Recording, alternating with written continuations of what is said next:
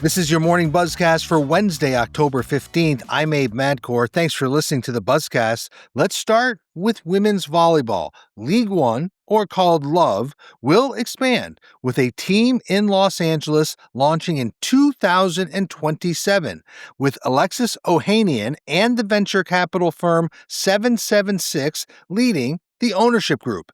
Now, this comes as LOVE prepares for its second season starting in January, and it represents further expansion for one of the fastest growing sports in this country. So adding a Los Angeles club gives LOVE its first West Coast team. It currently has teams in Atlanta, Austin, Houston, Madison, has a team in Nebraska and Salt Lake. LOVE launched in 2020, building a pro league along more than 70 youth volleyball clubs that it owns nationally, so they're pretty diversified in their product mix. Ownership groups share equity in teams and the league. And there was real interest in expanding the league to Southern California, as this is a hotbed for volleyball.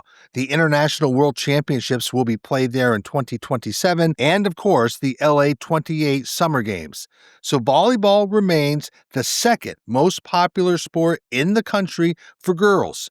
And to show the interest in California, no state sponsored more teams than in California last year. And so this also rounds out the sports portfolio for Alexis Ohanian, especially in the Los Angeles market. He is the founding control owner of Angel City FC, and he also owns the TGL's Los Angeles Golf Club. He is investing pretty widely across sports. And so LOVE League One Volleyball expanding to Los Angeles in 2027 will continue to see more activity around this space going forward. Let's move on. The intrigue around private equity investing into college sports continues, as it was reported that the Big Ten was close or is close to a deal, but there are hints that while most of the Big Ten schools support a potential private capital deal, two influential schools right now are not quite on board. That would be the leaders at Michigan and USC, who are reportedly looking to at least delay the deal. As you have read and heard, the Big Ten is in talks about a 20-year deal with the University of California's Pension System Investment Fund, that's called UC Investments, that would pump more than $2 billion, money that would go to the schools and to the conference, so a big infusion of capital. But both Michigan and USC are concerned that the deal doesn't address the critical issue at these schools, and it's one we've talked about. That is the increasing cost of paying players, of paying coaches, of potential buyouts, building facilities, and that is a critical issue on campus. So yes, they see that taking money doesn't just solve the issue of containing the cost. So these two influential schools could stop or delay the entire deal. The Big Ten has scheduled a meeting for later this week with its presidents.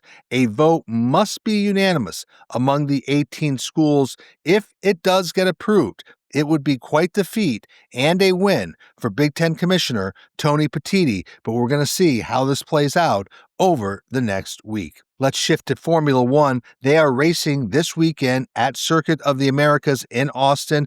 The sport looks to continue to expand its fan base in the U.S., and part of that means continuing events in the States. And reports out of Austin are that F1 has struck a deal to keep the U.S. Grand Prix at the Circuit of the Americas through 2034. Now, this would be a huge deal, huge for Austin, huge for the state of Texas.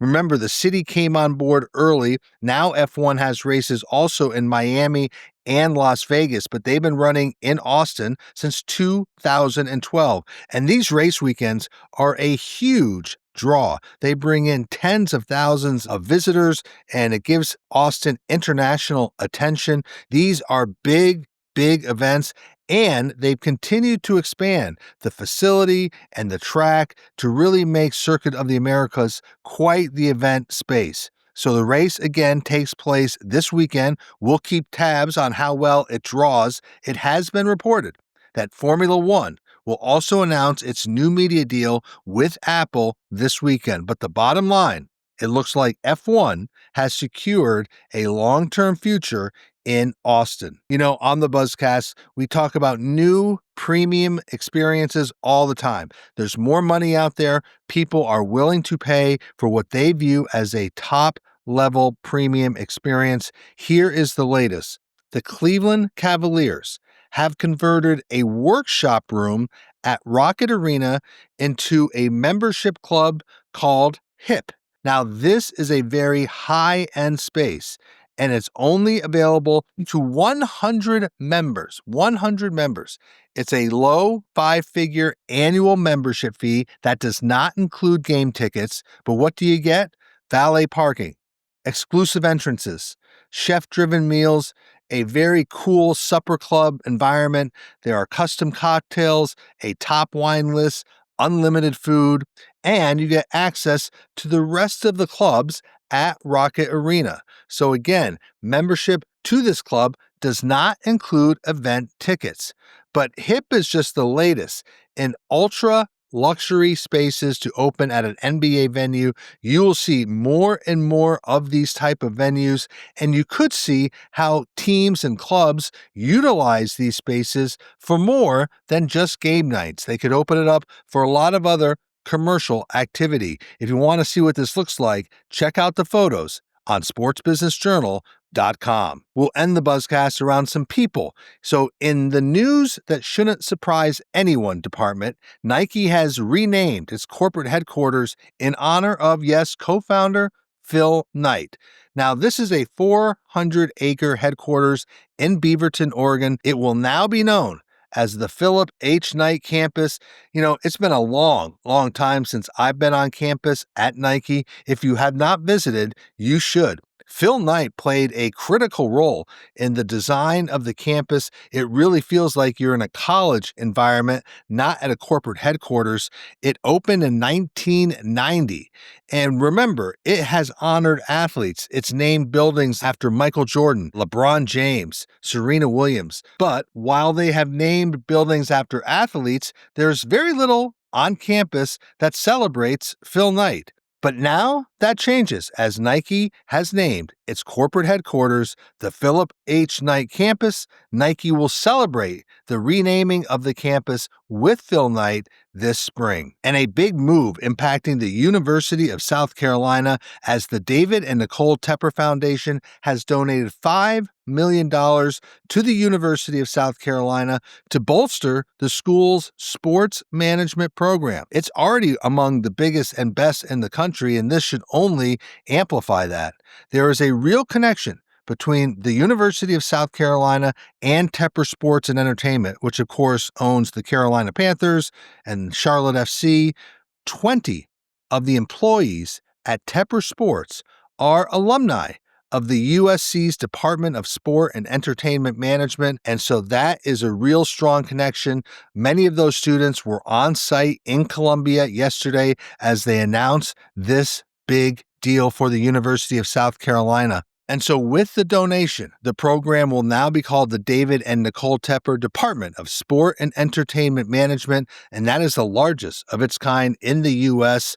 And for all you academics out there, some of the funding will go towards a new Tepper Professors of Practice program. And yes, they're looking to attract and retain top-level faculty. The school will be looking to hire 3 professors as it grows its program around sports, entertainment, and leadership management. So the 4 takeaways from today's Buzzcast are: number 1, volleyball continues to be one of the most talked about sports and a massive growth opportunity, and League One, Love, is looking to capitalize that by expanding to Southern California. Number 2, private equity deals are very, very difficult to complete at the collegiate level, as boards and trustees question the need for outside capital with any future stipulations. Number 3, you will continue to see more and more ultra-premium hospitality spaces and experiences across sports, and many of these clubs will be used not just for game days. And finally, Formula One will be looking to stabilize its U.S. presence by extending its deal to race in Austin, Texas, where it has raced since 2012. And so that is your Morning Buzzcast for Wednesday, October 15th. I'm Abe Madcore. Thanks for listening. Stay healthy. Be good to each other. I'll speak to you tomorrow.